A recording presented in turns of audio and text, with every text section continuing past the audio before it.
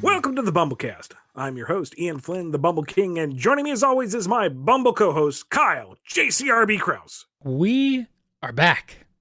We had a good time last week with the live stream goodness. Hope you guys had fun with us doing a live Q&A stream. Those are a good time. Those are a good time. I think we've got them pretty well nailed down now. So Yeah. they're good. Yeah, they're a lot of fun. So thanks everybody for coming out for that. And yeah, we are now going to get back to our regularly scheduled 2 episodes a week. So here we go. Wait. Oh, right. Okay. We have a very special, important announcement type of thing. Okay. A PSA, if you will. Yes. Just because this has kind of been dominating my Twitter for the past few days, just wanted to address something here. Now, I'm not going to name any names because 1, I don't want to single anybody out. 2, I don't want people to gang up on anyone. Because I tell you folks to not do that anyway, and some of you do, and you make it all look bad, so don't do that. And 3, these are just, I only know of a few, but I know there are others out there who do this, and it would be unfair to shake the finger at a few when I know this is a larger problem. But if you are going to use this show as a reference, please listen to the show. Don't listen for what you want to hear. Listen to what we actually say. Now, whether you are writing down a transcript to share with somebody else, if you're using this as a citation for your news site or your vlog or whatever, that's fine. But please double check what you are recording. Because this has been a problem since we even began the show, but it seems to be especially prominent lately. Yes. That folks are misrepresenting what's being said. And sometimes that's my fault. I will own that. Sometimes I could be clearer. Sometimes I get a little tangents and ramble, and you're kind of trying to find what is the point that you're trying to get to. And, that's me. But all we can control on the show is the information we put out there. And I do try to make it as clear and as transparent as I can. We can't police the internet. I'm not going to go around telling folks to, hunt down everyone who says the wrong thing. That's mob mentality. That's no good. Good luck catching them all too. Yeah. It's like a Hydra, cut one head off and 50,000 more spring up. I'm just asking that if you're listening to the show for information that you're going to continue to spread around, please double check yourself, because if you misrepresent what we're saying, it makes us look bad and it makes you look bad, and that's no good for anybody. Yeah. And I know it's exciting to have this kind of source. Like, man, when I was growing up, we didn't have anything like this. Mm-mm. In my day, we barely had a letters pages. So, and especially with the way that the internet presents material these days, it's a frantic chase to be number one. The first person to get the scoop, the first person to put out the information, to get the clicks, to get the attention. And I get that. But if you rush it out there and you devalue your own platform by being proven wrong, you're hurting yourself in the long run. So please, just double check, give it a second listen. Put your biases aside and make sure that you're hearing what we're saying and not what you want to hear. And it doesn't just go for those folks. If you are out there and you've come to the show because, you heard the frou-ha-ha, Ian said this person was wrong, let's see what the show is all about. Thank you for double checking. But this is kind of a universal thing. Check your sources. If some site somewhere says Ian Flynn confirms that blah, blah, blah, take that with a grain of salt and come back and check us. We've got the Q&A listed for you to read. You can find the episodes really easy. Just come back and double check and make sure that, did I actually say that? Or is it being misinterpreted? Or is it just a straight up bad faith take? Because that happens too, unfortunately. Yeah, more often than we care to address. So Again, I can't police the internet. That's a fool's errand. All I can do is police myself, but I am going to ask, pretty please, on bended knee, that y'all police yourselves so that we are all informed and we're all happy and we all exist together in this great big group hug kumbaya nonsense thing. I guess. Yeah, that's right. Ian is the number one source of all Sonic news. So get it all here. Listen to this show and you'll hear it. Guaranteed. Or your money will not be coming back. It's ours now. Anyway. Hoard it like a dragon. That's right. Are we ready to jump in? Yeah, thank you for humoring me. So let's get to today's priority Q&A. Yes. You are the number one source for things you've said. God, I would hope so. Maybe. I don't know. Anyway. Let's jump into this first one here from Dove. Were there any plans for other Metal style variants or characters, like Metal Tails or Metal Knuckles? If Dr. Starline were to make his own Metal, who would he base it on? I think I'm missing a little bit of context for this. Like, when? Because I love the Metal variations. Mm-hmm. I would love to see more versions of them. I know we had them in pre-reboot. I would have liked to see more in post-reboot. I am all for seeing them in IDW. I just like Metal copies. I'm receiving word that they meant coming to current IDW. Okay, well, that I can't say specifically, one, because I'm not lead writer anymore, but I would definitely like to see that. As for Starline, that's kind of a linchpin to his decisions in the upcoming Imposter Syndrome miniseries, so I'm not going to say anything, because that's just a trifle bit spoilery. Here's a question from PC the Unicorn. So, Ian, what's the deal with Dr. Lalinde and Dr. Light? They seem to have a thing for each other, but seemingly never acted on it. Is it just a case of two people who have feeling for each other, with both aware of how the others feel, yet they decide to focus more on their work rather than pursuing a relationship with each other? That's pretty much it, yeah. My thinking was that they were in love, but they at some point realized they loved their work more than anything else. That's what their primary focus would be on. And so they decided to do that, to follow their passions rather than be inadequate partners. Follow their passions instead of their passions. Yeah. So there's always that lingering what if between them. Mm-hmm. What if they had worked a little harder and made it work? Could it have been something? But at the same time, they're very happy with where their lives are now. So there's always that question lingering between them, which is a little bittersweet. And, I think we were able to touch on that rather subtly throughout the series.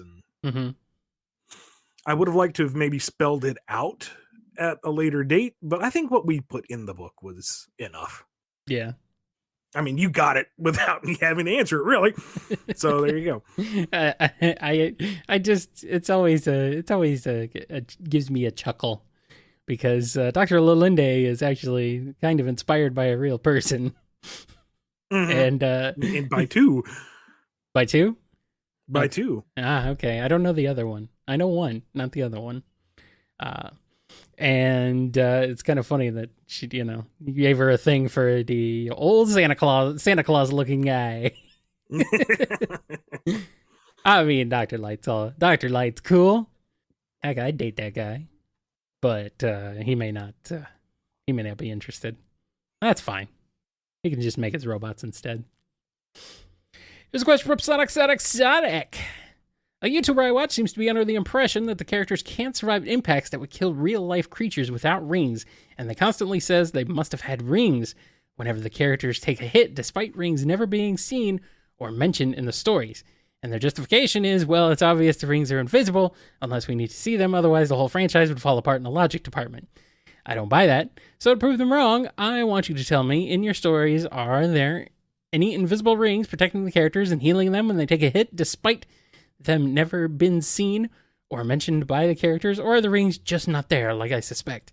Also, how can they survive these things without rings? Is it just cartoon logic, or is it something else? I don't want to be too vindictive with this. I mean, but for the sake of clarity, no, there aren't invisible rings popping out of people and going unseen.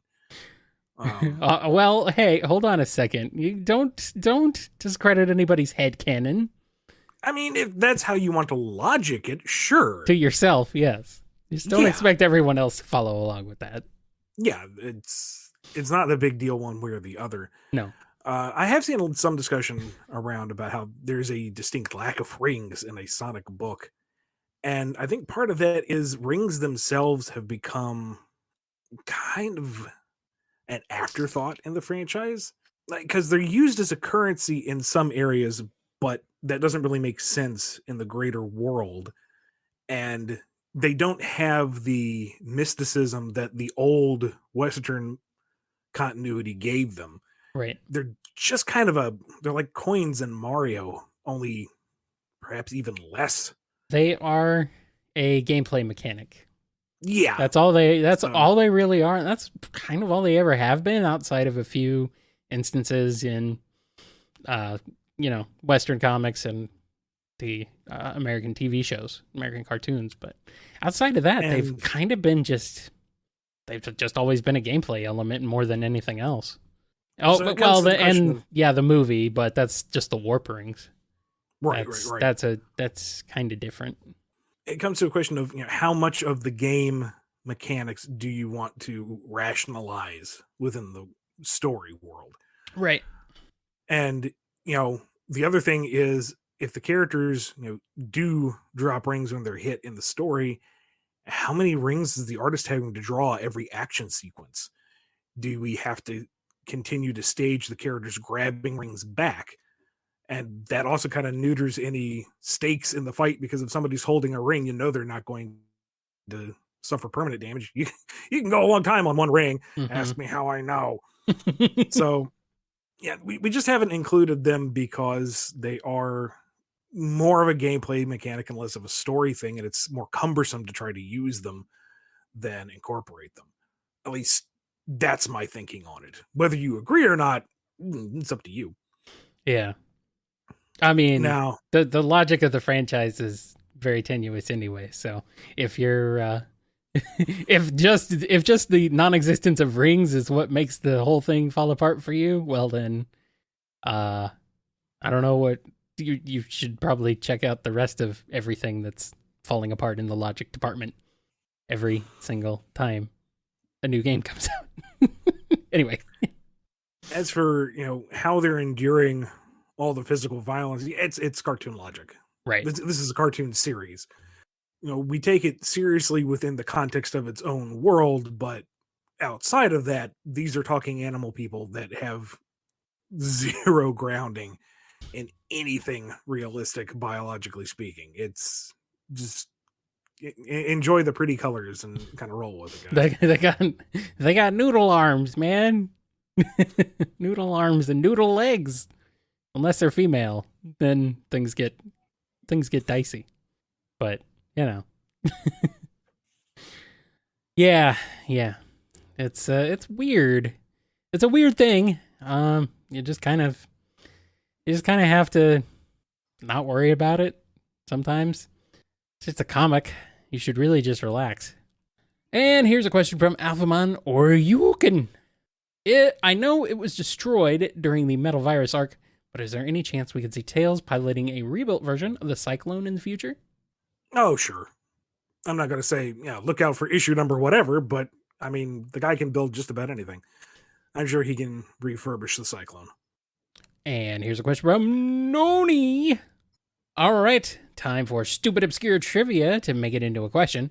In Sonic the Fighters, in the background of Dynamite Plant, there's a sign for an under construction building project done by Bean Real Estate. So my question is, in your opinion, is Bean the mascot of the company, or does he own it, or both?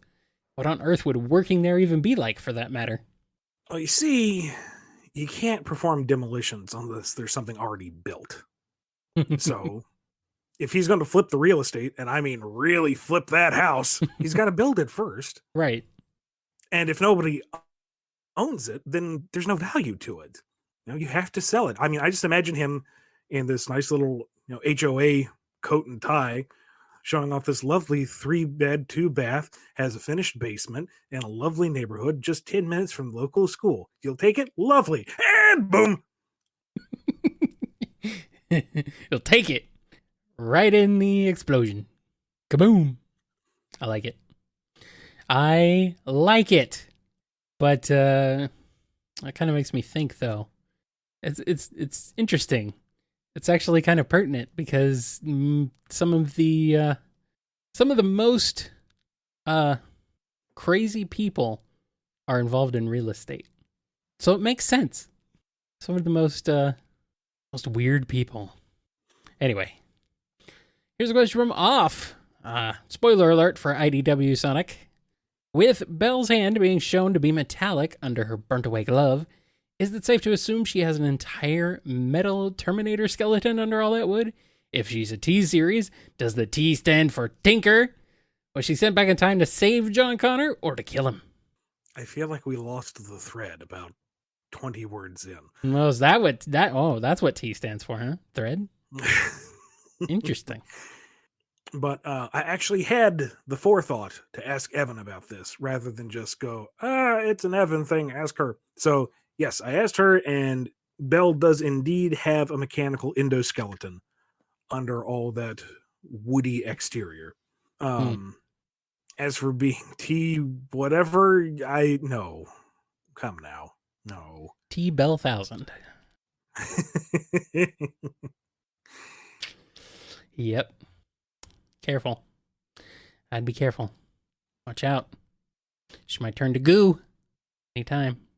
Turn into a wooden goo, which I think is just called sap. She varnished before your very eyes. Wow! Amazing. Tastes like maple. All right. Here's a question from Ava Arctic. I'm not sure if this would fall under the frequent answer of wait for Lost Hedgehog Tales, since they were fairly minor characters, but were there plans to redeem Sigma Alpha 2 before the reboot? Though their design is a bit different than other characters, I couldn't help but find it really cool. Also, were there plans to bring them into the reboot era, or is it safe to say they're bundled with the other nameless soldier grunts? I think it's pretty safe to say no, there was nothing planned for them. They were lobotomized for a reason. They were just let's dig deep and use this obscure bit of Sonic trivia to create a threat, and boom, done. There's a little bit of tragedy in the origin, which is more character than they had when they were introduced, and that's enough. But because they are not Sega original characters, post reboot, they were off limits. Alrighty. And now we have a question here from Saturn Flicky. Ian, you've said you'd like including obscure Sonic stuff in the comics. Wow, what a coincidence. We just talked about that. Are any of the following on your radar? E113 and E117 from LEGO Dimensions, the Mole Miners from Green Grove Zone in Sonic 3D for the Saturn and PC, the Bird Badniks from 8-Bit Sonic 2's box art that aren't in the game, and anything. Man, that is deep in the minds. Super deep.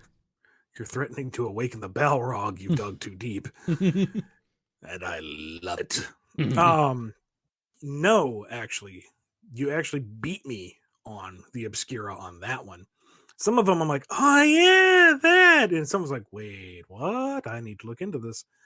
The E100s might be dicey because if they only showed up in LEGO Dimensions, there might be a rights issue there. Like, they may count as Lego Sonic and not Sonic Sonic. I don't know that for sure. Don't quote me on that. But from my experience, that sounds like the kind of nuancy nonsense they might be tied up in. So I don't know. And also, Lego Sonic is different from Minecraft Sonic, even though they, kind of look pretty much the same.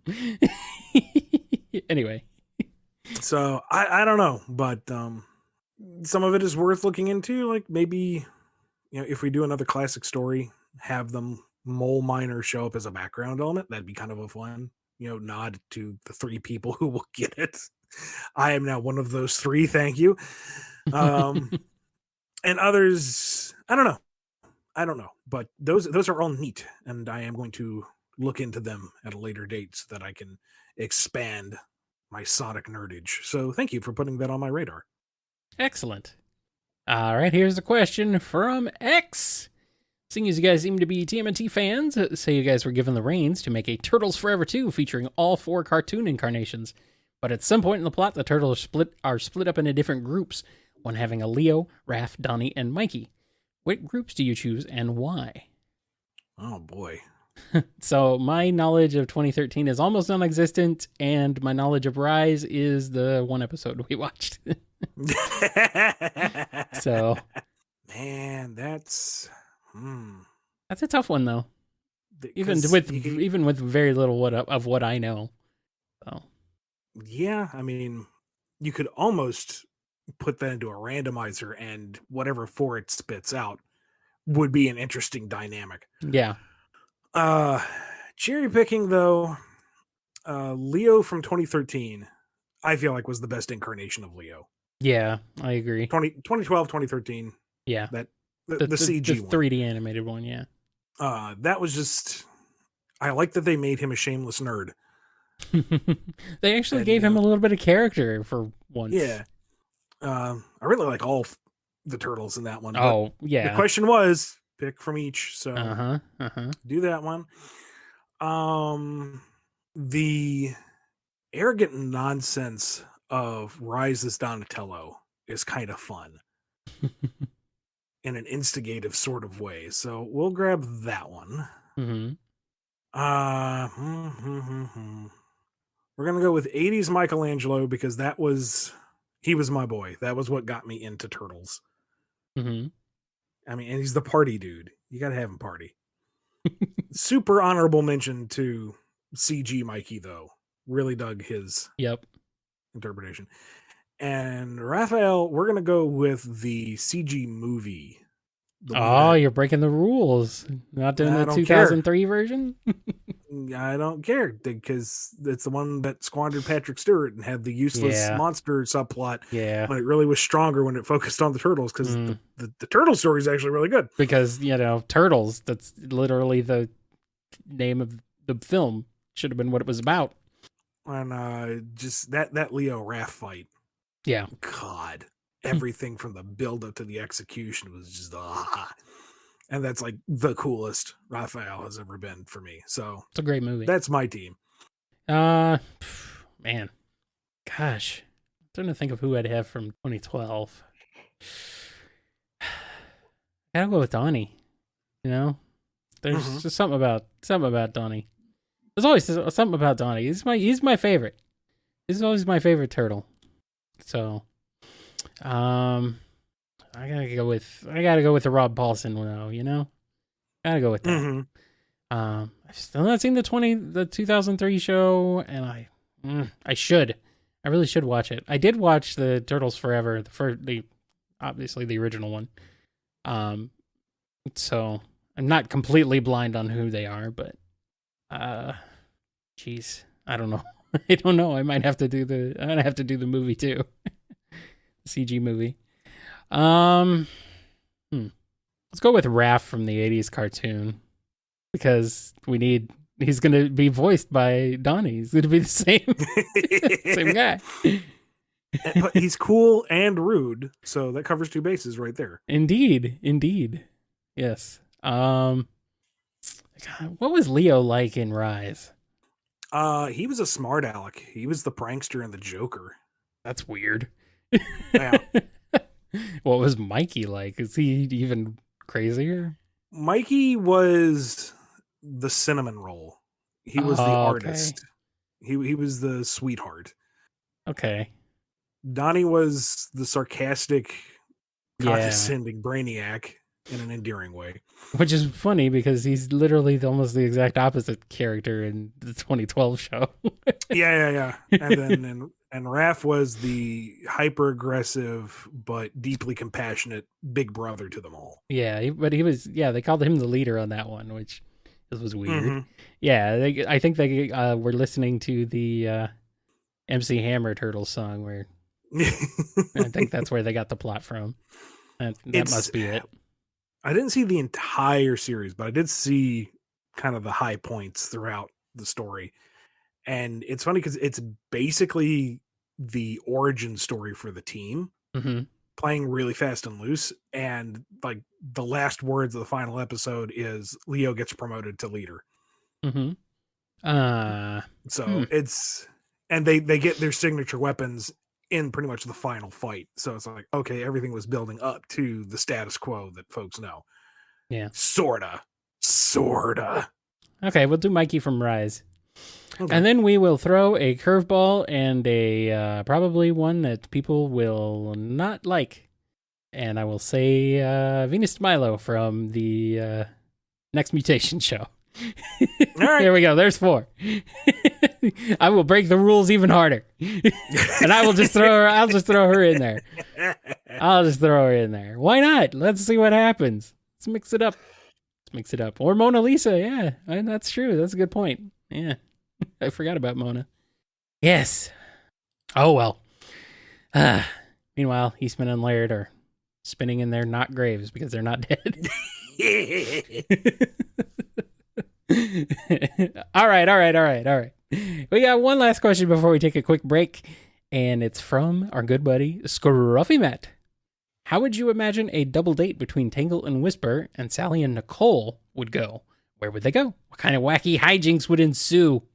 Well, see, Sally would want to keep it casual, but she can't help herself. She's going to plan things out. And Nicole, who is data management incarnate, really wants this to go well. And with 2 others involved, that makes it even more complicated. So she's super planning it as well. And Whisper, who realizes that, you've got number of priority targets all in one place, is going to be a little concerned. So she's going to try to sneak ahead and plot things out and make sure that all their covers are cornered. And they end up kind of in this feedback loop where they're each trying to one-up each other unintentionally, and it gets really hectic and it gets really complicated until Tangle just says, "Stop it! We're supposed to be having a good time. Relax. Let's go get gelato." And they get gelato. Perfect. I was going to say that maybe Tangle is just going to bust in and ruin everything. Just unintentionally. No. Just be like, ah! It's like everyone's trying to plan everything. They're trying to be all, make sure it's all perfect. And here's chaos. here's the literal incarnation of chaos, except not chaos, but chaos. You know what I mean? You would think that. But since you have 3 characters who are so orderly in their direction, they need to loosen up. And that is where Tangle comes in, not as the problem, but as the solution. Wow. Yeah. I like that flip on the script. Normally you'd expect her to be the crazy one. And I mean, of course she is, but she's the one who actually helps the problem, fixes the problems. Yes, I like it. I am satisfied with this. When are we going to see it in the comic, Ian? What issue? Tell me. We're going to be taking a quick break, and when we come back, there'll be more Q&A here on the BumbleKast. I'm receiving word it will be in issue 69.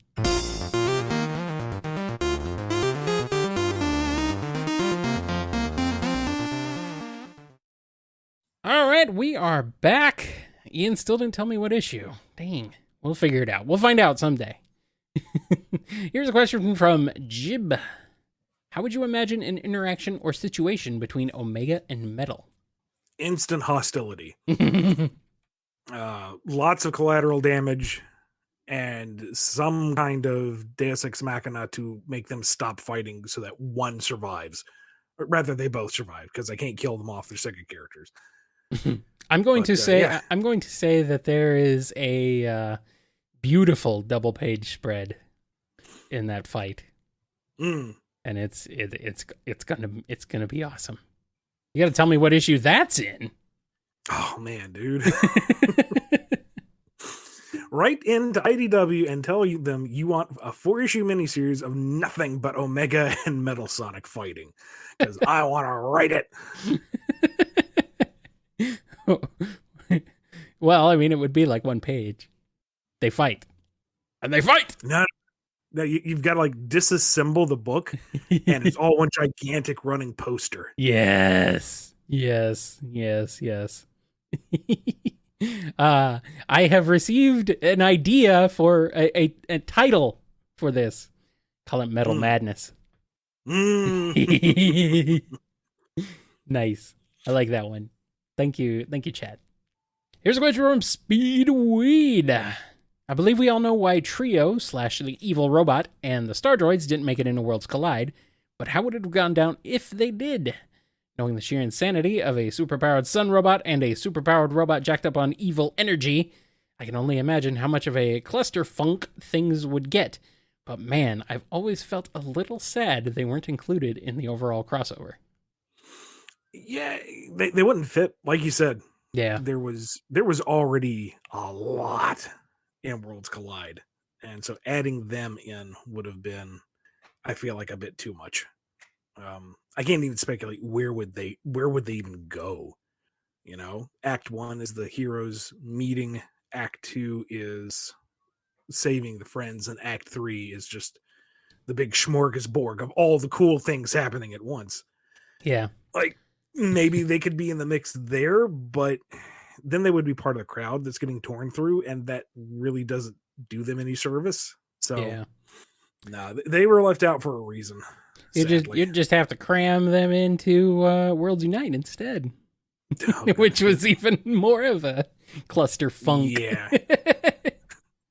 That lasagna spilleth over.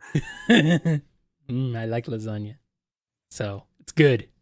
Yes, make Worlds Unite even more insanely cluttered. just go ham on it. Ham. I'm hungry or something. I don't know. Maybe. Weird. I'm always hungry, though, to be fair. Here's a question from Andrew D. What are some crossovers with Sonic that probably would not work? Now imagine you're told to write those crossovers. How would you handle them? I mean, anything that's more realistic based, or like your mature rated games, your Fatal Frames, your Resident Evil. Are you telling me you cannot do a crossover with Sonic and Metal Gear Solid? You would write the heck out of that. See, my knee-jerk reaction is no, but you tempt me. You know it would work because Metal Gear Solid is a cartoon as it is anyway. Like, it's just whatever, man. Let's not beat around the bush here, you know? It's just whatever. Having Shadow and Solid Snake as a team, with Shadow being the straight man of the pair, is really funny.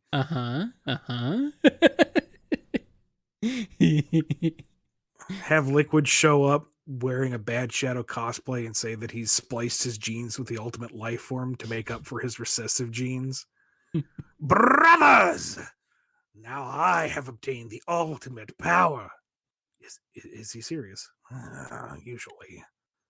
Okay, so maybe that one would work, but like in a pure lampoon sort of way. I was gonna say pretty much like anything Smash Brothers, any characters in Smash Brothers, you probably cross over and it would be fine. Probably make it work. But you know, your Call of Duties and Medal of Honors type of thing, I don't know. But the thing is, Sonic is pretty dang versatile. Anything even remotely fantasy based, you could probably shoehorn him in there without too much trouble. Yeah, like even like League of Legends or Dota or something. Oh, definitely. They could be freaking units. Those are like super cartoony. So it would absolutely work perfect. Sonic would work perfectly in those. Let's see.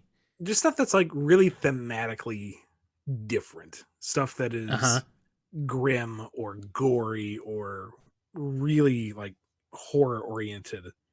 I don't think you could really mesh it without it either being a goof on the one or being way out of tone for Sonic.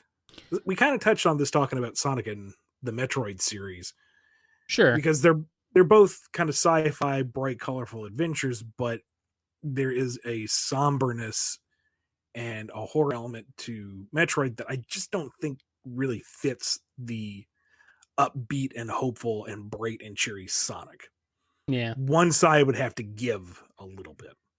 Yeah, I'm seeing one idea here is Castlevania. It's like, well, Castlevania really isn't a horror. Honestly, it's not very scary. It's not a horror franchise. It's an action franchise, and I feel like Sonic could probably fit in there. There's weird. I don't know, cartoony me, animal stuff in Castlevania anyway, and that voice acting. What is a hedgehog? A miserable pile of secrets. I'll make you eat those words. Yes. But I don't know. There's no way you can write Sonic Spin Dashing Legion and it not get nasty. Yeah, but he could spin dash Dracula's head, which is perfect. That's good because apparently the Belmonts do not have good aim when it comes to the head, but Sonic can just home in on it. Sonic just hangs on to the end of oh darn it, what is the freaking whip called? Vampire Killer. Yeah, yep. How did I forget the name of that? It's the name of the song, dude. It's like the most on brand thing. Oh god. The metal one is the Morning Star, so I think that's what it's called. Something like that. I don't know, man. It's all biblical. I'm saying like, yeah, it's like a storybook style. Castlevania would be like a good storybook style game. Maybe. Honestly, yeah, I could see that. Maybe. I like it. I like that idea. And the music. Oh man.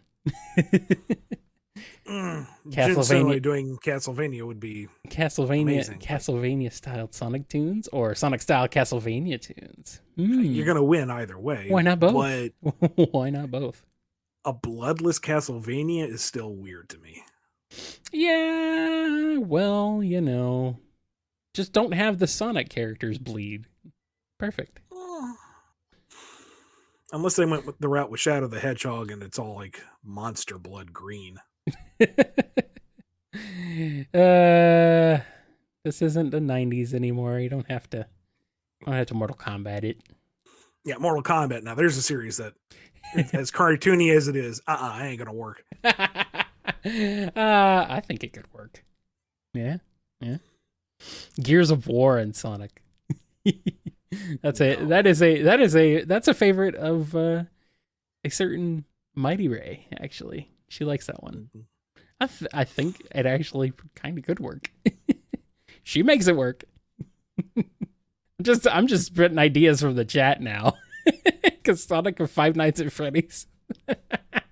Maybe not. I mean, he fights robots. True. And they're robots when you get down to it.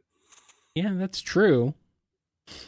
I mean, and he wouldn't be afraid of him. You just go up to him and spin dash him.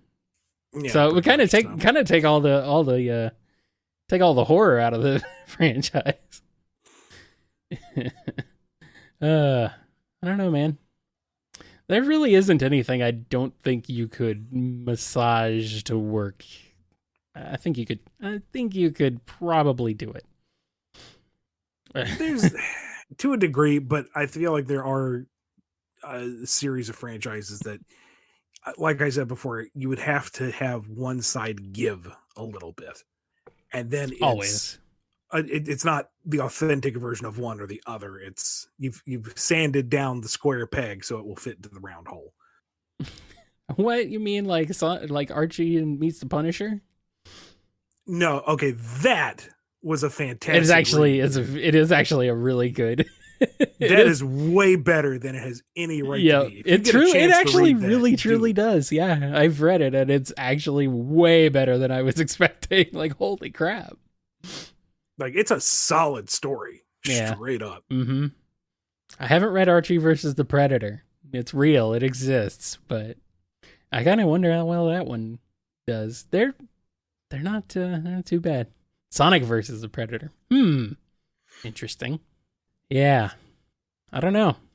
Again, that would be kind of a Five Nights at Freddy's deal, to be fair. All right. If we had enough fun with this question, are we ready to move on? We are. Okay. Here's this question from Scurvy Pirate Dog. You take the Chaos Emeralds, the Soul Emeralds, Master Emerald, Jeweled Scepter, Phantom Ruby, and the Wisps. You crush them all into a powder, mix them with water, and add a drop of Chaos and a drop of Black Doom's blood, and then you drink it. What happens? You explode. Oh, I was just going to assume you just got bad indigestion. Which is kind of the same thing.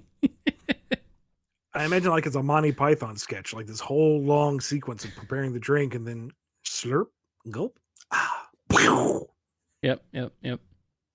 Also forgot the warp topaz in there. Yeah. Then you just turned inside out. Here's one from Madeline Blue Star 7. I have a question about the location of Tails' workshop that first appeared in issue 16. Does this location that the workshop is in have a name? Is it a zone, a town, etc.? Not presently. Just because we haven't really needed to establish it beyond it's a Tails workshop. If the location becomes more important in terms of the overall geography, we'll put a finer point on that at the time. All right, and here's this one from Idoria. Okay, now I need to know.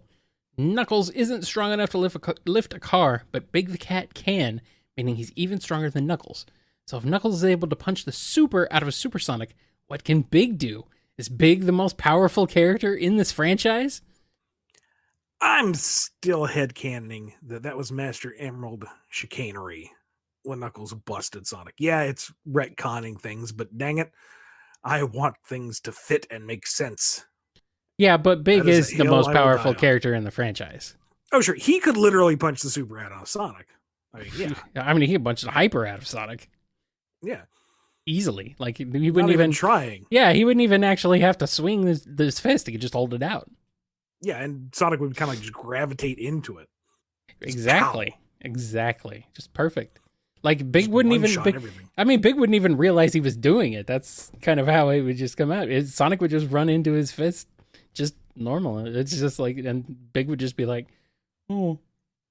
Yeah. He's the one punch man of the Sonicdom. Except he's not even trying to punch. Mm-hmm. I like it. One cast man.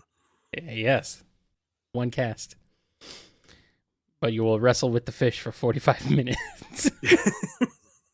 Until you realize the controls. Until you figure out what the controls actually are. Then you will do it in about 10 seconds. Not that I'm speaking from experience or anything. No, of course not. No. They definitely make it very clear how to fish Sonic Adventure. It is crystal. Absolutely perfect. Being sarcastic. In case anybody was just confused on that. Here's a question from Quark196. I know your plans for Shadow are probably extremely limited, sadly, but I do have to ask. Do you have any plans to have Whisper and Shadow interact in any actual capacity in the future? She seems to harbor some hard feelings due to Shadow androids killing her squad mates. I don't think I have anything concrete. And again, Evan is lead writer, so I'm kind of like letting her have first crack at... No, let me rephrase that. I'm not letting her do anything because I don't have that authority. She has first crack at everything. Mm-hmm. Is it the same kind of crack that happens when Big punches the super out of Sonic?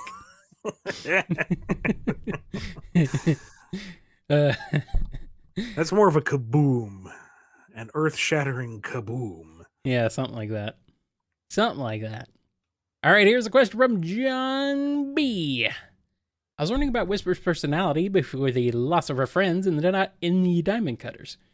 Was she always reserved and introverted, but to a lesser extent, or was she more outgoing and losing her friends changed her? The little we see seems to suggest she was not as on edge, at least. I figured this was a safe question considering the IDW book is focusing on new adventures and not so much on what came before. Yeah, before everything fell apart, she was a much more open, bubbly, even jokey kind of person. Observant still, sure, but she was way more open and talkative.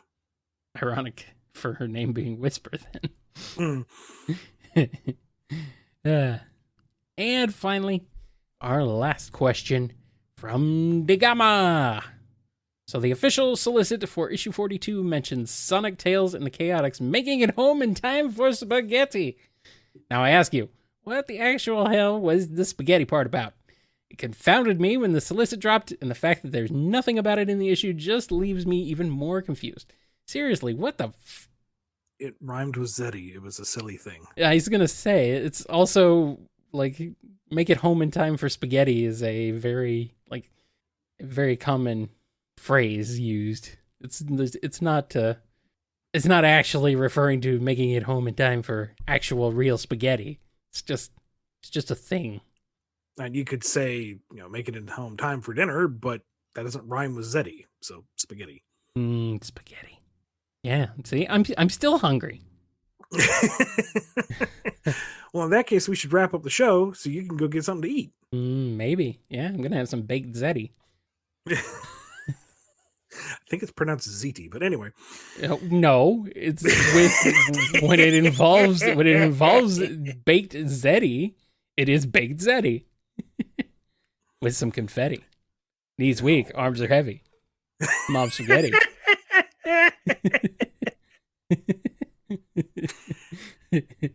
Well, before Kyle goes completely 8 Mile on us, let's give a big thank you to all the people who make this show possible over patreon.com/BumbleKast and Ko-fi.com/BumbleKast and as YouTube members. Big thank you to Daniel H., Alex P., James K., John R., Jennifer, John B., Jennifer R., Robotnik Holmes, Samuel P., Sam Cybercat, Torchbound, Mike B., Coupland Crew 128, Do As Diz Din, Diane W., Michael, Andrew D., Scruffy Matt, Chris A., Dave M., Salute Your Cat, Off, Sony, John M., yeah, okay. Man, I've read that backwards and confused myself. Sorry, guys. Noni, Don B, J Frost, Yami M, Lee HK, Lisa M, Chevelle, Jib, Hero of Light 13, Piggy Bank, Ryan D, Blue Title Gamer, Speedweed, Tick Tick, Final Neil, Jonathan D, Ian, Rachel W, Ben Wolfsbane, Godzilla, Chaos Universe, Sonic Legacy, Dabbler the Dalek, Daniel B, Invade Turbo, Tunis, PC the Unicorn, Fiona M, Dove, Red the Supernamic, Pendolce, Carlos, Joe S, Preston M, Fire Red XY, Chad, Jennifer H, Alphamont or Yukon, Chico D, Renard Pixel, Les, Chase L, Spark Z, Owen BD, John the Real Waluigi, Sapphire Scarletta, Turbo, Michi, Ava Wolf, Cricker, Kimiko, Red Wolf, Louis J, Callum Q, Radry, Professor Rye, Cameron H., Alex the Border Collie, Techno Cinema, Saturn Flicky, Skirvid Pirate Hog, Madeline Blue Star 7, Idira, and Cork 196. All right. Wow. That list has grown quite a bit. Honestly, left me a little dizzy. Yeah, I can imagine. Anyway, I gotta run. I'm hungry, so let's get out of here, Ian. Yep, we're gonna bounce. We'll see you Wednesday for the standard Q&A. Be good to yourselves, be good to each other, and we'll see you next time. Boingy, boingy, boingy. That's us bouncing out of here. Animaniac style, yes. Exactly. After last week's recording, Yeah. here in the show notes, Kyle has listed, here's the break, Ian, keep scrolling, there's more questions, in like size 48 font bold. Hey, it's only size 20. But it is bold. And it is necessary, so... I'm just making sure, after last week, I was like, or after, well, I guess it was 2 weeks ago. I was like, okay, I'll just put this in here just to be sure. Just to be sure. It's appreciated. It's appreciated because I was okay this time. Yeah. I was like, I remember from last time. But there will be another recording session where I'm kind of like on autopilot. And it's like, okay, I read the list. Yeah. Wait. Yeah. Oh, there's more list. Right. I did kind of also change the break formatting too. So it should be less It should be less. You scroll down, you hit the break, and then all of a sudden there's just a bunch of empty space after it. It shouldn't be that problem anymore. You've been listening to the BumbleKast, a co-production of Bumble King Comics and the KNGI Network. Original theme music composed by Ken Coda Snyder. Remixed intro by T-Lopes. Find out more information, along with podcast feeder links, MP3 downloads, and more at bumbleking.com and kngi.org.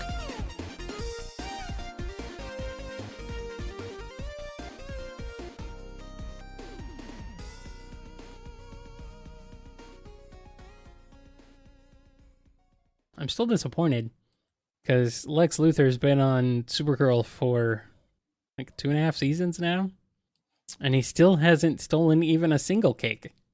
He's much less 40.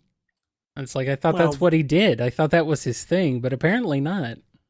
It's a different interpretation of the character, so. I guess, but I don't know. There's one episode left. It's next week. It's the final episode. And if he don't steal any cakes in that episode, oh boy, I'm going to have to do nothing about it.